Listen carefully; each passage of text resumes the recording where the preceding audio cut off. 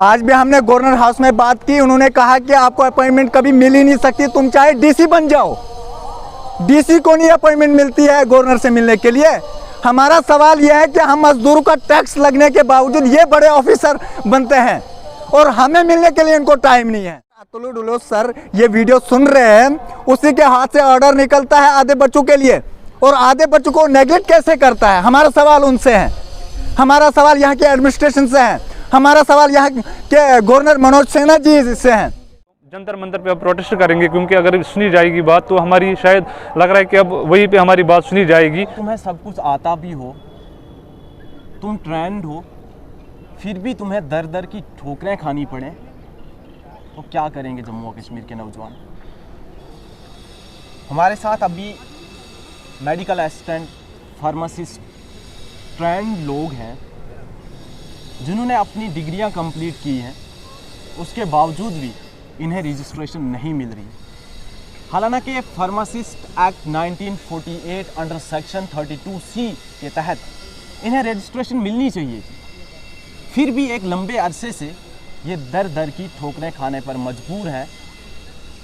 हर एक ऑफिस के चक्कर काट काट के थक चुके हैं। हालांकि राज्यसभा में भी इनकी आवाज़ उठाई गई, फिर भी ये लोग कभी एक ऑफिस के चक्कर और कभी दूसरे ऑफिस के चक्कर काट रहे हैं। हमारे साथ अभी बातचीत करने के लिए नवाज़ मलिक जी हैं, हम इनसे बातचीत करेंगे कि आखिर क्यों अभी तक इनकी ओर तवज्जो नहीं दी जा रही। सर, सबसे पहले तो स्वागत है आपका हमारे लाजवाब। Thank you very much. क्या कहना चाहेंगे आप, जिस तरह से एक लंबे अरसे से आप लगातार ऑफिसों के चक्कर काट रहे हैं, आपकी बात सुनने के लिए कोई तैयार नहीं, क्या कहना चाहेंगे? कहे तो क्या कहे, कहने को कुछ भी नहीं बचा है, लेकिन बड़े दुख से कहना पड़ता है। 370 तोड़ने के बाद हम कंटिन्यू यहाँ पे प्रोटेस्ट कर रहे हैं, हमारी बात को सुना नहीं जा रहा है। आधे लोगों को तो इन्होंने रजिस्ट्रेशन देना शुरू कर दिया है, मेडिकल असिस्टेंट फार्मासिस्ट को, लेकिन जो ट्रेंड बच्चे हैं, जिन बच्चों ने पढ़ाई की है, रेगुलर पढ़ा हुआ है, उन बच्चों को अभी तक इन्होंने रजिस्ट्रेशन नहीं दी है। यहाँ पे तो बड़े बड़े दावे भी किए गए थे कि अब बच्चों को यहाँ ज़्यादा रोज़गार मुहैया किया जाएगा, लेकिन अभी तक तो हमें 20 या 25 हज़ार बच्चे जो है वो दर बदर की ठोकरें खा रहे हैं, जिसमें कई बच्चे डिप्रेशन के शिकार हो चुके हैं। यहाँ तक 40 या 50 बच्चों ने अभी तक पिछले 2 साल में सुसाइड भी किया है, लेकिन वो न्यूज़ कभी सामने आई नहीं है, क्योंकि हमेशा गरीब लोगों की आवाज़ जो है वो छुपाई गई है और उसी वजह से ऐसी न्यूज़ें बाहर नहीं आई हैं। हमने कोशिश की है कि हमेशा वक्तन फ़वक्तन इस हाइलाइट्स को आपके माध्यम के चैनल से हम उठाते रहें। इस टाइम भी मैं full flying area district Reasi तहसील मोहर से बिलोंग कर रहा हूं। मेरे साथी सोहेल मदीन जो स्पोक्स पर्सन है हमारे मेडिकल असिस्टेंट फार्मासिस्ट के, आरिफ साहब है, ये बांडीपुरा श्रीनगर से हैं, और इसी तरह से कुपवाड़ा से हमारे साथी हैं। बड़े दूर दूर से आए हैं और पिछले 2 साल से हम ये सफ़र कर रहे हैं, लेकिन अभी तक कोई भी रिस्पांस गवर्नमेंट की तरफ से नहीं। से बातचीत करते हैं तो क्या कुछ यकीन करवाई जाती हैं आप? देखिए, जब भी हमने कोशिश की है इनसे मिलने की, तो हमें बड़ा भरोसा दिया जाता है, भाई आपका काम हो जाएगा विद इन डेज में, विद इन मंथ्स में, विद इन ईयर्स के अंदर हो जाएगा। लेकिन पिछले 2 साल से ये बातें हमें बहुत बार सुनने को आई है, लेकिन अभी तक कोई काम नहीं किया इन्होंने, कोई एक्शन नहीं लिया है। हालांकि इसके 1948 के तहत जो है वो आधे लोगों को इन्होंने रजिस्ट्रेशन तो दी है, लाइसेंस बनना शुरू हो गई है, लेकिन आधे बच्चों को बाहर निकालना ये बड़ी नाइंसाफ़ी है। आपने कहा कि आधे बच्चों को रजिस्ट्रेशन मिल चुकी है, आधे बच्चों को बाहर निकाला गया है, तो किस तरह से आप कह रहे हैं, क्या डिस्क्रिमिनेशन हुआ है आप लोगों के साथ? ऑब्वियसली बात है, जब आप और मैं साथी हैं, आपको रजिस्ट्रेशन मिलती है, आप मेडिकल शॉप खोल सकते हो और मैं दर बदर की ठोकरें बाहर खा रहा हूं, तो ये तो आप साफ तौर पर ये देख सकते हैं कि आज के टाइम में भी जम्मू कश्मीर में करप्शन बहुत ज़्यादा चल रही है। इससे साफ पता चलता है कि अगर आधे बच्चों को आप देते हो, अगर अतुल डुलो सर ये वीडियो सुन रहे हैं, उसी के हाथ से ऑर्डर निकलता है आधे बच्चों के लिए, और आधे बच्चों को नेगलेक्ट कैसे करता है। हमारा सवाल उनसे है, हमारा सवाल यहाँ के एडमिनिस्ट्रेशन से है, हमारा सवाल यहाँ के गवर्नर मनोज सिन्हा जी से हैं। वो तो दावे बड़े बड़े कर रहा है कि मैं यूथ के साथ, जम्मू कश्मीर यूथ के साथ मैं ये करने जा रहा हूँ, वो करने जा रहा हूँ। अभी 6 महीने पहले मनोज सिन्हा जी ने ये बयान दिया कि जितने भी मिलिटेंट बच्चे हैं वो वापस आए हैं, उनको हम नौकरियाँ देंगे। उनको नौकरियाँ देने के लिए इनके पास ऑप्शन है। जो देश के खिलाफ लड़ रहा है, जो देश के खिलाफ हैं, उनके खिलाफ, उनके लिए उनको रोज़गार हैं। जो हमारे पास ट्रेंड बच्चा है, जो आने वाले कल का फ्यूचर है हिंदुस्तान का, इन्हीं बच्चों में से कल को हिंदुस्तान का नाम रोशन कर सकते हैं ये बच्चे। उन लोगों को इन्होंने नेगलेक्ट करके रखा हुआ है। यह शर्मनाक बात है यहाँ की गवर्नमेंट के लिए, यहाँ की एडमिनिस्ट्रेशन के लिए। आने वाले वक्त में क्या कुछ इकदाम रहेंगे आपके, अगर आपकी मांगों को नहीं सुना जाता है? देखिए, ये कहाँ का इंसाफ है, ये किधर का इंसाफ है, ये कौन सी जमहूरियत है हिंदुस्तान की? हिंदुस्तान का आर्टिकल क्या कहता है? 24, 26 के तहत तो कोई भी रिलीजन हो हिंदुस्तान में पूरा हक है बात करने का। और हम लोगों को यहाँ के गवर्नर से मिलने नहीं दिया जा रहा है, एडवाइजर से मिलने नहीं दिया जा रहा है। यहाँ तक कि सेक्रेटरीट में भी सिफारिश वाले लोग अंदर जाते हैं, जो गरीब बच्चे हैं उनको धकेला जाता है बार बार, सेक्रेटरीट अंदर एंट्री नहीं होने देते हैं। बहुत ही शर्मनाक बात है कि अगर ये लोग लेफ्टिनेंट गवर्नर साहब से मिलना चाहते हैं लेकिन इन्हें वहाँ तक पहुँचने नहीं दिया जा रहा। कम से कम एक बार इनकी बात भी सुन ली जाए, क्या कह रहे हैं ये लोग, क्या मांग रहे हैं ये लोग, एटलीस्ट एक बार इनकी बात सुननी चाहिए।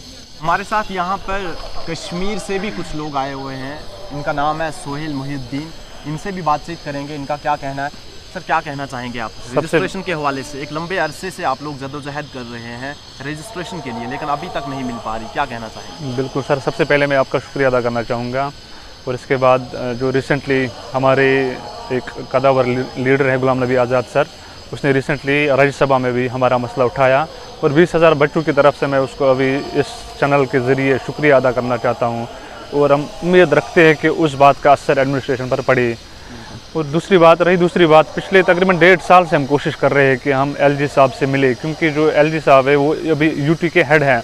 अगर कोई मसला हल कर सकता है अभी तो वो हमारे एलजी साहब है। इससे पहले जो एलजी साहब आए थे उससे भी काफ़ी तवक्को थी, लेकिन उसके बाद मनोज सिन्हा साहब आए जो एक पॉलिटिकल बैकग्राउंड से आते हैं, उससे काफ़ी तवक्को थी। लेकिन अभी तक हम कोशिश कर रहे हैं, बहुत कोशिश की हमने कि एलजी साहब से मिले, लेकिन अभी तक मिलने नहीं दिया जा रहा है।